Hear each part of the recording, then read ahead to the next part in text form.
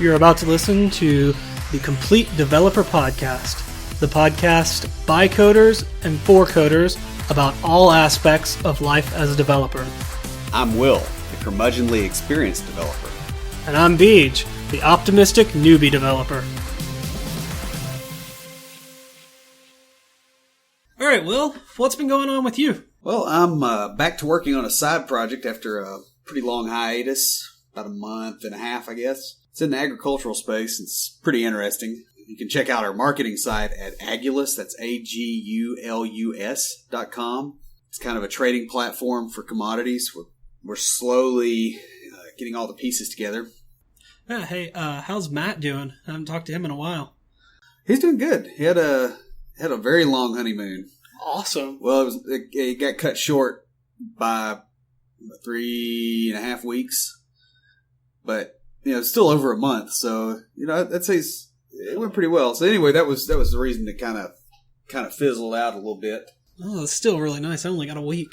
Yeah, same here. Also, speaking of honeymoons, when this episode airs, will be my 10th wedding anniversary. So that's, of course, we record ahead of time, so we're a little bit ahead of that at the moment. So that's what's going on with me. What's going on with you? Well, I want to start off by saying happy birthday, Addie. Today, the day that this posts, is my niece's 5th birthday. Happy birthday, Addie. Enjoy your website. Recently, I've been playing around with a lot of HTML, CSS, and JavaScript. Pretty much building a small website for my niece's birthday for her to kind of enjoy. Flashes her name. Then I put a little JavaScript game in there, too, for her to play with. Nice. So what's it look like? It looks like a 13-year-old girl would have made it in the 90s, to be honest with you. Actually, I put it up on my my GitHub repo, and that was one of the comments I made about it. I'm like, look, this is for a 5-year-old, and it looks like it was made in the 90s by a 13-year-old girl. I messed up my account on Azure trying to delete a resource group. I accidentally deleted my entire subscription. That caused some headache for a few days. Finally got it back up and running. Also, by the time this airs, the JavaScript 13K games competition will have finished. As of the recording, I'm still working on my submission. I got another week to finish it out. That and only other thing I got going on really is I'm moving my blog from a Blogger account over to my WordPress site. Was doing that when I deleted the wrong thing on Azure, and so had to start all over there. So you're hosting WordPress on Azure? Yes. Or Azure? I don't know, whatever you call it. It sounds prettier when you say Azure. Yeah. It sounds vaguely French or something. I don't know. It's not really French. It sounds... Je ne parle français un peu. Okay. I took 3 years of French in high school. I'm sorry. All right. So, guys, this episode, we are starting a series on special health concerns for programmers. We're going to start talking about physical health, then we'll have one on social health, mental health, and we'll finish up with financial health. Yeah, it should be some pretty good stuff. Just a lot of things that I've observed, Beej has observed, and random people who have very good search ratings on Google have observed. So, there'll be a lot of links in those show notes. Yeah. All right, let's play that wonderful music. Play that crappy music, white boy.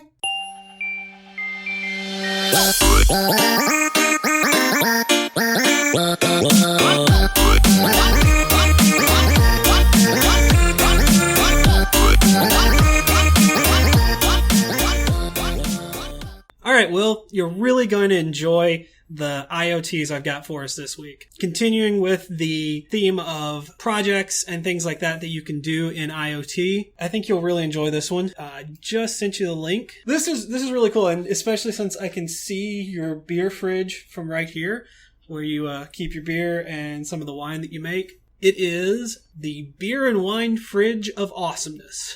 And this can be found at raspberrypi.org. Under the blogs, it's listed as Beer and Wine Fridge of Awesomeness.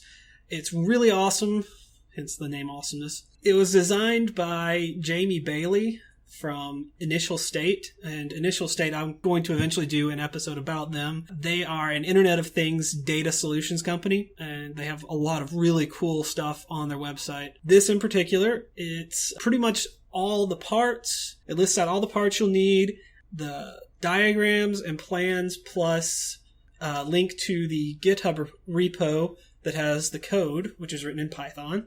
It has links for everything, but it doesn't have the prices, so I kind of put it all together. If you don't already have a refrigerator, which of course that's the most expensive part, it's about $600 for the whole thing, which is kind of expensive, but then again, you are also buying a $400 refrigerator for it. If you don't have the fridge, it's about $200. So if you do have the fridge, it's about $200. Or if you do, I'm sorry, yeah. If you do have the fridge, it's about $200. Most of that goes towards two of the parts that are really the most expensive. The Raspberry Pi in the CanaKit Pi 2 Ultimate Starter Kit, that's about $100.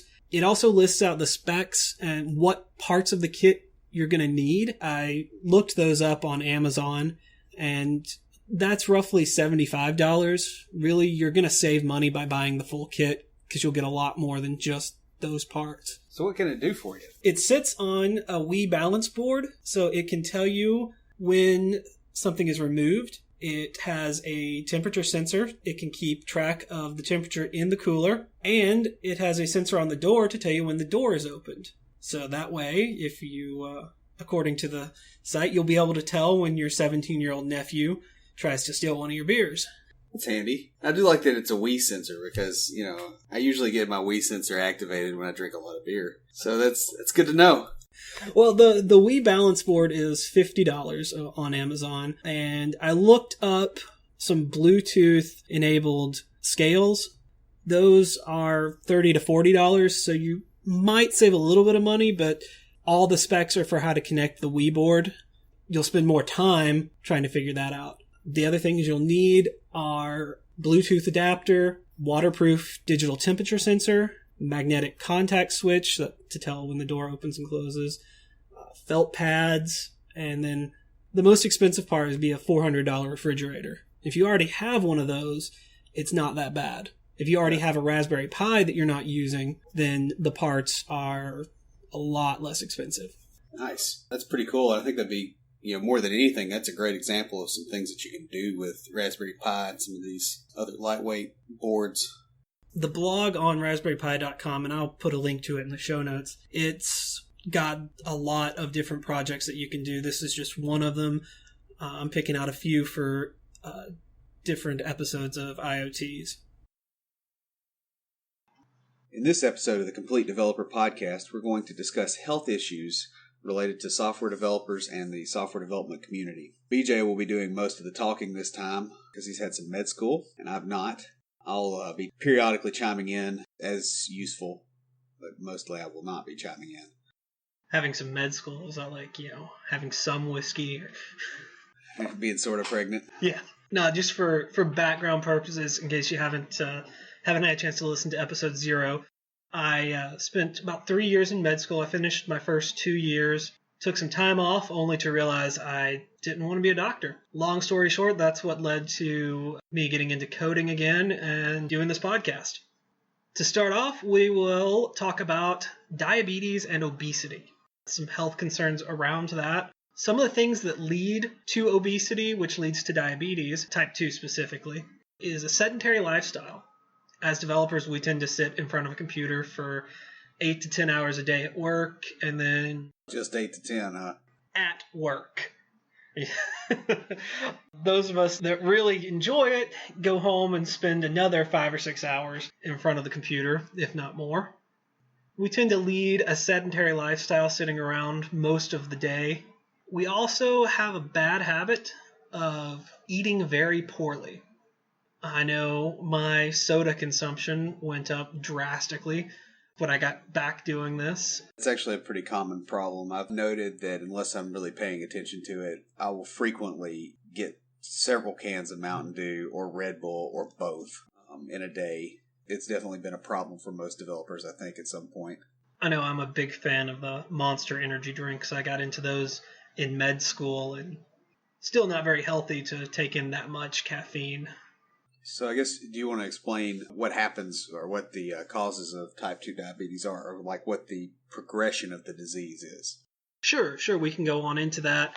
So, like I was saying, we have a sedentary lifestyle, we eat poorly, and a lot of us don't get enough exercise. That's true across the board, not just with developers, but type 2 diabetes it comes from an overuse of the cells in the pancreas that create insulin. Those are the beta islet cells. What happens is the body overproduces insulin to deal with the increased sugar that's in the blood, and you start to develop a tolerance. Most of the type 2 diabetes medicines specifically address that concern and help the metabolism. They act to help the insulin metabolize sugar. So can you talk a bit about what the purpose of insulin is? Okay. Metabolically. Insulin is a hormone released by your pancreas in response to chemoreceptors in your blood vessels that tell it there's too much glucose or sugar in your blood. What it does is it is a messenger, and it goes and then tells the liver and your muscles to start absorbing sugar. And the thing about type 2 diabetes is this is the type that is very much unavoidable. There is some genetic predisposition here, but this is something that with lifestyle changes can be avoided. So you meant avoidable earlier. You said unavoidable. Oh, yes. It's all right. As opposed to type 1 diabetes, which is frequently not avoidable because of viral activity and those sort of things. It can be viral. Type 1 diabetes is completely different from type 2. What other concerns happen when someone does become diabetic? Some of the major concerns have to do with the neuropathy. The blood going to the ends of the neurons kind of gets slow and sludgy because of all the sugar in it, and that can cause them to die off, which leads to problems where you have blood vessels either furthest away from your heart, which is the main engine that pumps the blood out, or where they get very small. That could be in your eyes. So a lot of times people with diabetes have vision issues. And then that can also be in your extremities, primarily the feet, because they are the furthest away from the heart. My mother is a nurse at a foot clinic, and the majority of her patients are diabetic, and they come in for foot care because the nerves die off at the bottoms of their feet, and they can't feel pains and ulcers developing down there. There's also a lot of vascular concerns. Like I said, the neuropathy has to do with the sludginess of the blood coming to the nerves. It increases your risk for almost every other health issue out there, especially cardiac issues. Wow. I don't guess it's entirely new to anybody, but it is pretty frightening when you put it all down like that. We see diabetes pretty commonly in this community just because of the way that people tend to conduct themselves. The long hours, the lack of appropriate exercise, easy access to junk food. This is kind of a fairly critical health problem sweeping through the community. And it really is sweeping all over America in general, and I guess the entire Western world at this point, because we've exported American dietary habits to a whole lot of other places rather successfully. So in addition to that, what's another problem that we tend to see? Well, one thing that really comes to mind after the obesity diabetes would be back and neck issues. This is an area of interest for a lot of people. A lot of people have sore necks and sore backs, not just in the developer community, but it tends to be a big issue because of sitting and mostly our posture. Leaning over, working on a computer creates poor posture. And I've actually been able to get a few tips on how to adjust your posture, things you can do in the office that will help you. And I'll include a link to this in the show notes. It's from spinehealth.com. And these are ways to adjust your work environment to better your posture. The first thing is having your screen sitting at eye level. The top 1/3 of your screen should be in line with your eyes. Sitting here right now at Will's desk, I am not doing this because my laptop is just below my eye level. At home, I have this set up to where my eyes are right at that 1/3 of the screen. The next issue has to do with where you set your keyboard. Your forearms should be parallel with the floor. This helps to reduce strain on the muscles in your arms as well as in the muscles in your back. And I'll get into that a little bit more later on. Your elbows should be at your side, not flared out. That reduces the strain on muscles in your back. If you think of muscles like a pulley system, the muscles that lift your arm are not in your arm, they're in your back, pulling on the bones of your arm to lift it up. Makes sense. And I guess that also makes sense why the position of your head when you're looking at the screen can hurt your back as well, because your head is pretty freaking heavy. Let's say you were holding a 10-pound weight stretched out all day. I could see how that could put a pretty significant strain on all the infrastructure, I guess, going up and down the back. Exactly. There's a concept that we learn about in school called tensegrity. It's also in physics as well, but it's the idea that the body is all connected through the skeletal and muscular system. So where you place your arms can affect your back and your hips by putting strain on those muscles. Makes sense. Leads to the next 2 points. Your feet should be flat on the floor with your thighs parallel to the floor. You don't want your feet up leaning back, or you don't want your chair too high to where your feet don't touch the floor. I frequently find problems with chair height because to get it where you can go, where the chair goes under the desk, it's so low to the ground that I can't get my thighs parallel to the floor. So I have to actually adjust quite a bit. I've got a footrest under the desk, and it seems like it takes forever to get my chair set up exactly like I want it anywhere that I go. I think, honestly, one of the best ways to irritate another developer, just as an aside, is slightly adjust their chair. The chair that I'm sitting in here is very similar to the chairs we had in med school in the classroom, which are very nice chairs.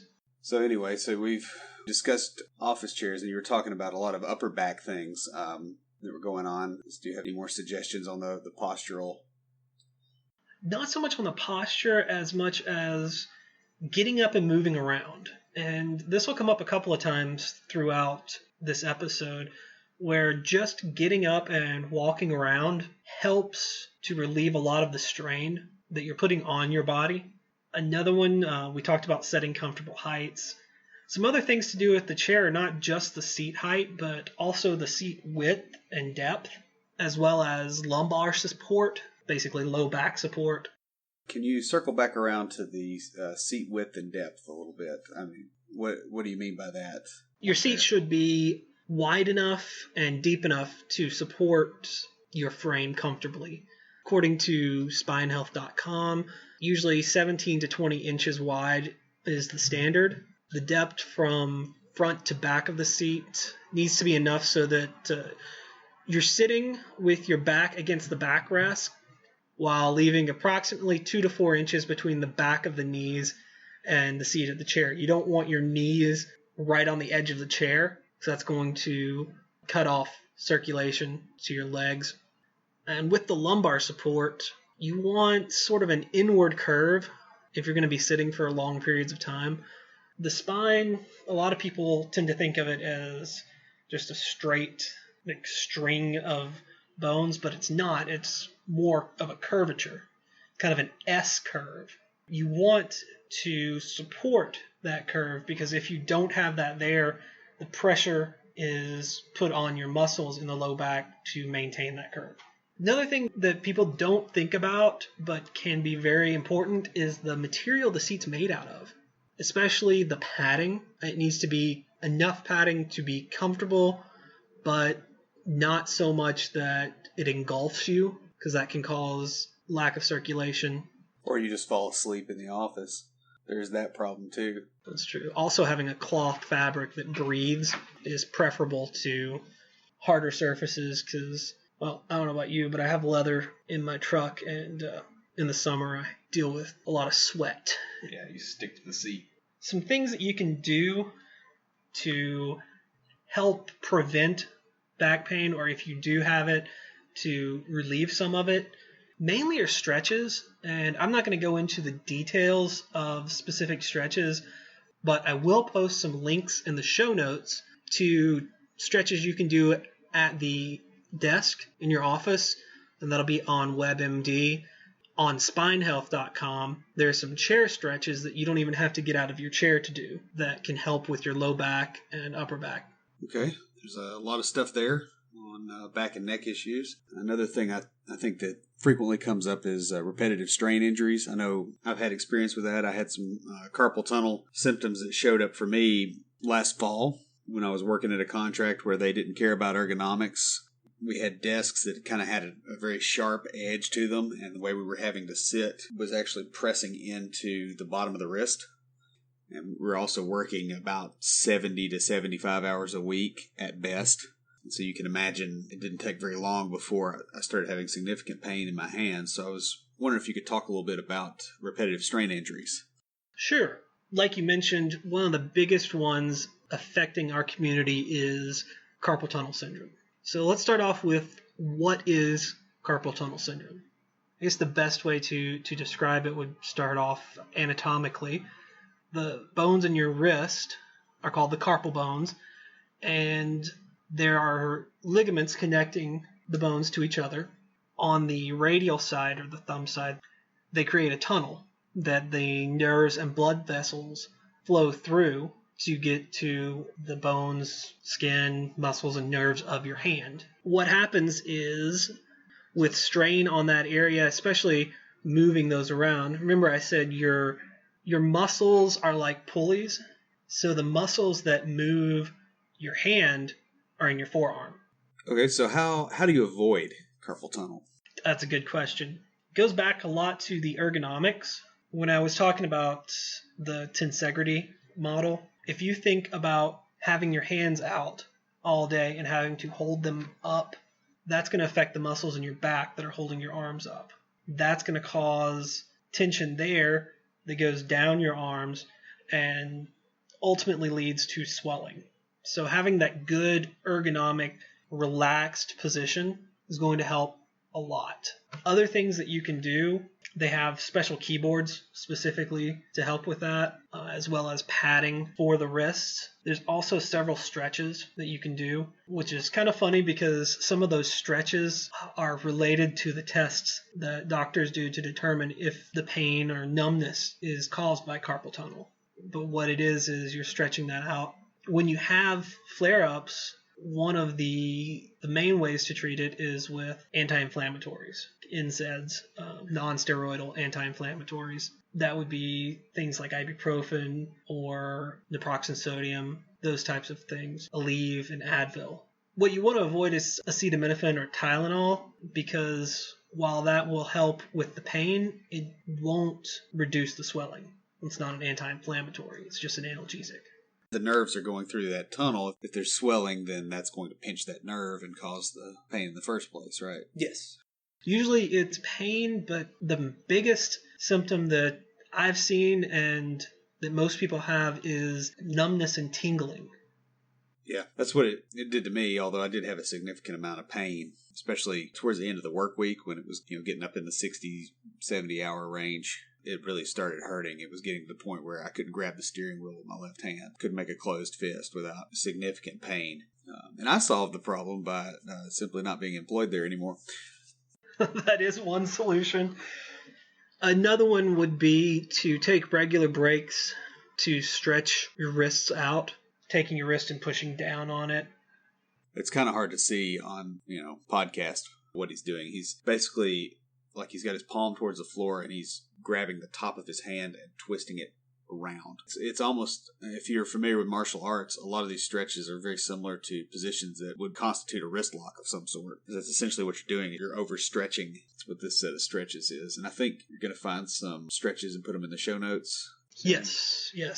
Some from both WebMD and AOA.org.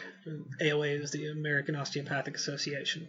So another widespread problem in this industry tends to be vision problems. We're not exactly built to stare at a bright white screen or stare at a screen period, especially for hours and hours a day. Can you talk a little bit around what sort of problems tend to come out of vision issues related to computing? Yes, there's actually a specific syndrome called the computer vision syndrome. And I'll kind of go into some of the symptoms involved in that. Those would be eye strain. That's where it's difficult to focus, especially on nearsighted things.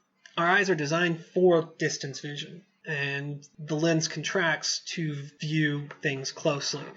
So having that screen in front of you, it's putting a lot of strain on the lens all day long to contract. It's very similar to the muscle strains in your neck and shoulder and back area, only it's much smaller muscles in your eye.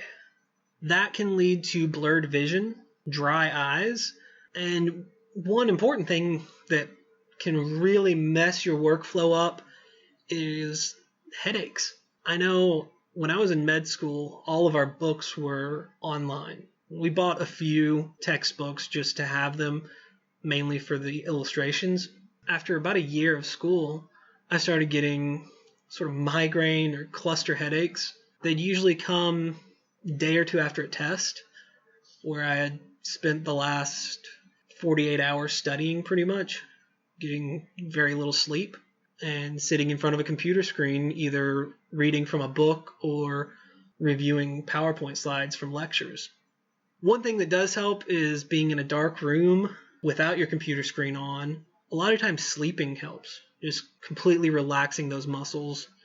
The other issue would be the neck and shoulder pain, which we've already talked about. That's related to the eye strain.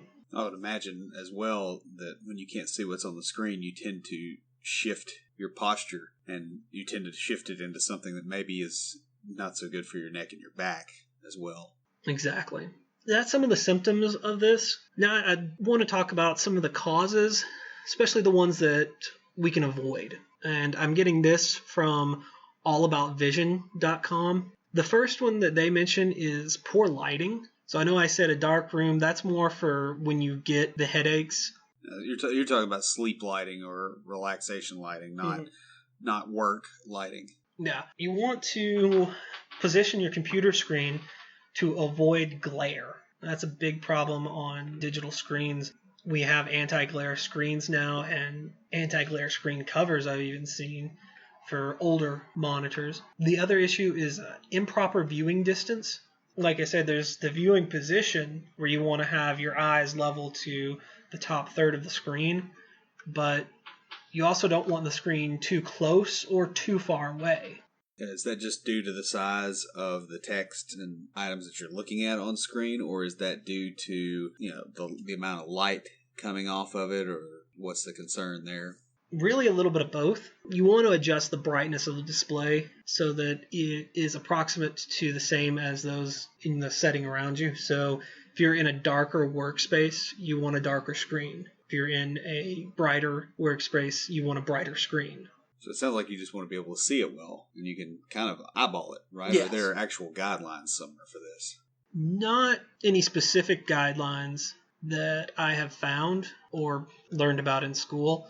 The main things are you want to minimize the glare. You want your screen close enough to where you're not straining to see it, but not so close that it's overbearing your eyes. Having a newer, specifically LCD display helps as well.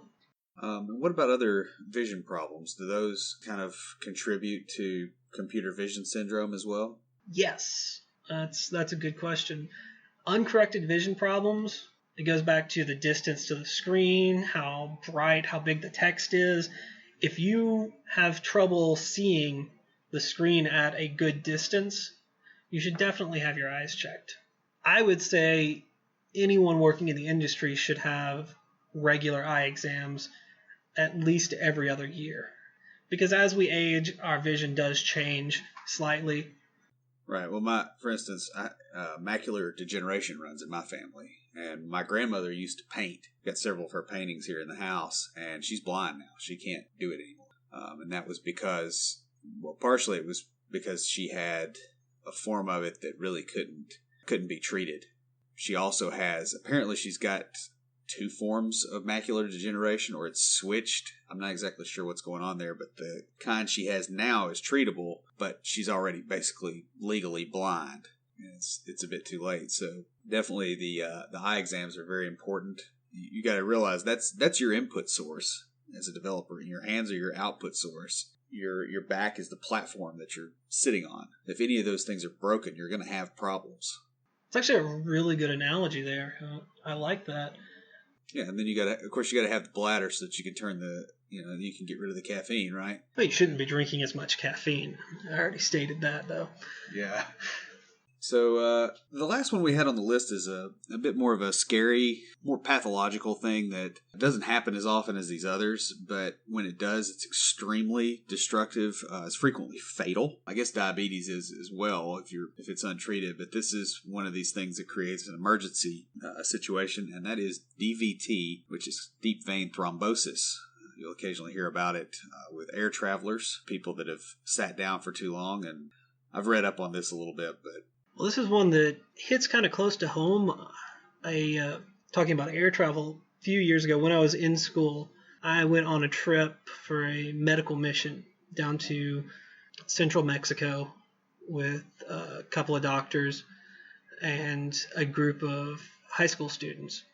One of the girls, I think she was 18 or 19 years old, we flew across the country, and then when we arrived in California, we drove down. We didn't really get much of a break between the flying and the driving, so there's a lot of just sitting for hours and hours and hours on end.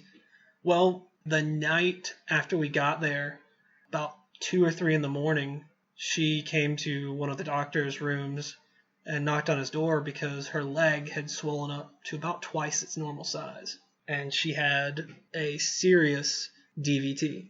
And they had to take her back up to a hospital in California. Wow, it's pretty scary. So how do you avoid that one? Okay. This is mainly a concern for older men and women who are on birth control. So for guys like myself and Will, this isn't a big issue right now. What a DVT is, or deep vein thrombosis, it's a blood clot that is in the veins, usually in the leg, from lack of movement. The way that the venous system works is the blood is pumped through one-way valves, and the pump is the muscles. So moving around pumps that blood. If you're not moving around, it just sits there and pools. And when it pools, it causes clots. The clot itself in the leg is not the biggest concern. Yes, it can block blood flow and cause a lot of problems in the legs. But the biggest concern is that it will break loose, and it can travel to the heart and cause a heart attack. It can travel to the lungs and cause pulmonary thrombosis. It could cause a stroke if it gets to the brain. Lots of really bad things can happen.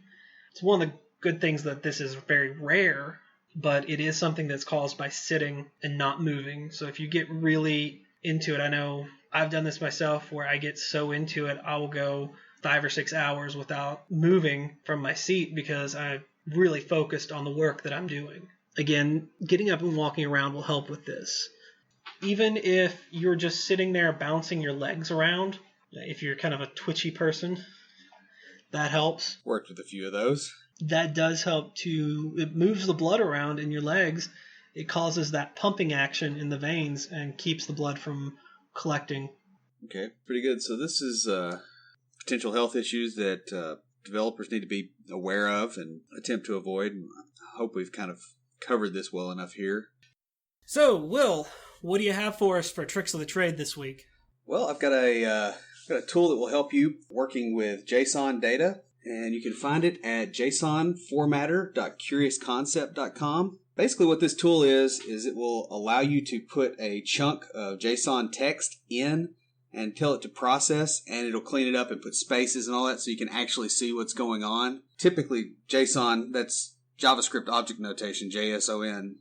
JSON data tends to get compressed, so they get rid of extra spaces, line breaks, all the stuff that makes it actually human readable. That when it tends to go over a wire, they tend to get rid of it. So if you're working on an app and you get a dump of JSON data back, and for instance, let's say it can't deserialize, or there's something wrong in there and you don't quite know what it is, you can go to this site and dump that in there and hit process, and it'll clean it up for you. I would recommend not doing this with anything that's got HIPAA information or anything like that. Like, don't do anything with data that you can get sued over. But it's a pretty handy little tool. So again, that's JSON formatter. That's JSON.curiousconcept.com. And we'll include a link to that in the show notes.